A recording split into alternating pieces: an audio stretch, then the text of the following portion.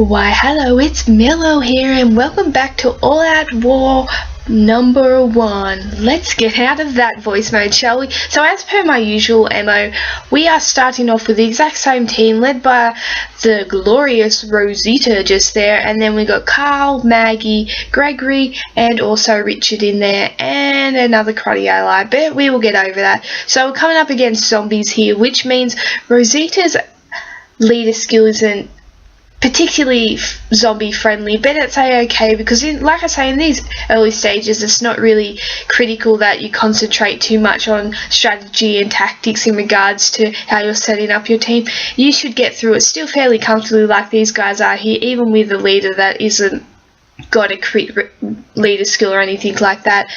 We've got Richard in there who has the crit rush of the plus 25, so that will be enough to get us through these stages, and I'm not worrying about changing my team.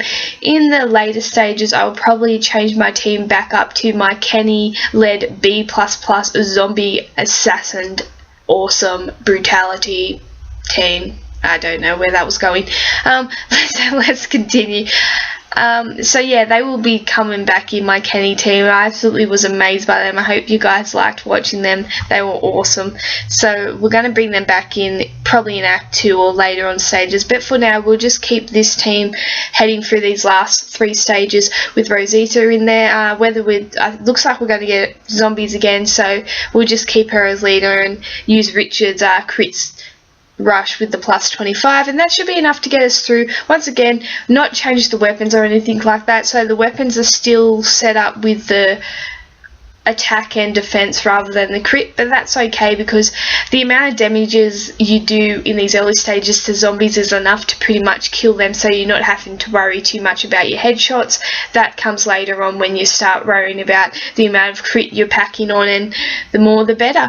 But these guys are doing okay.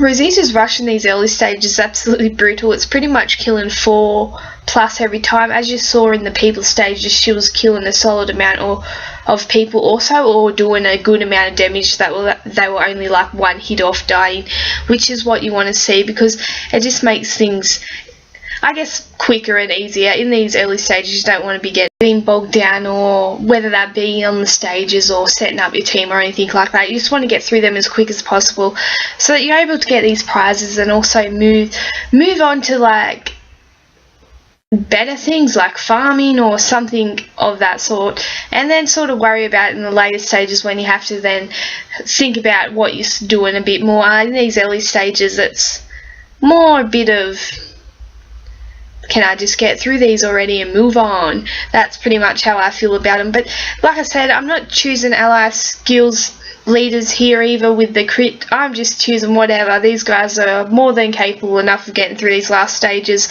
without the need for a whole heap of crit. As you have seen, they're doing fairly well. My opinion on Carl after using him, like I said in the video, he's pretty much a tough version of Chuck without the extra 25% damage. He is anyone with a very fast recharge rate and anyone with that low 45 AP is absolutely an asset to any team.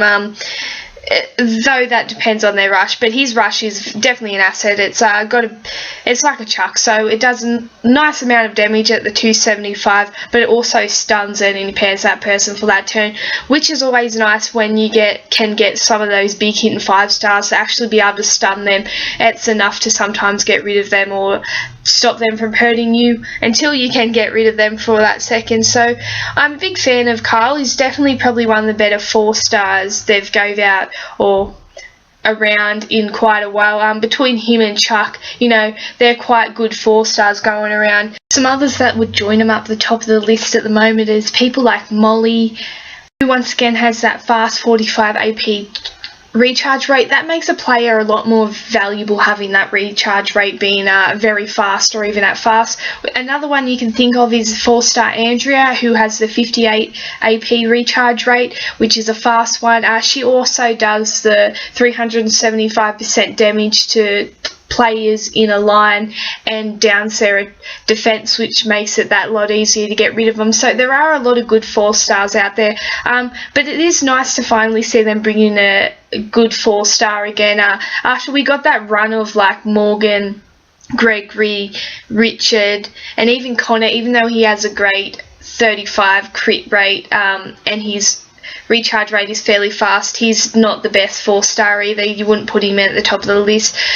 So it's good to actually have a solid 4-star come back in with the Kyle there, and he's probably one of the better 4-stars with the better leader skill at the moment as well. That leader skill's definitely a good asset to a team, but you know, I can't really knock him at the moment. But the only disappointing thing, of course, is those people that did miss out on him. That's not right in any way, and it probably makes it 10 times worse that he is actually a decent 4-star, and he is someone that you'd probably like to have in your team and a character you want in your back pocket to use, and to be promised him and then have him taken away that's not right. And hopefully things get fixed and they do get him, because he is a great 4-star to have.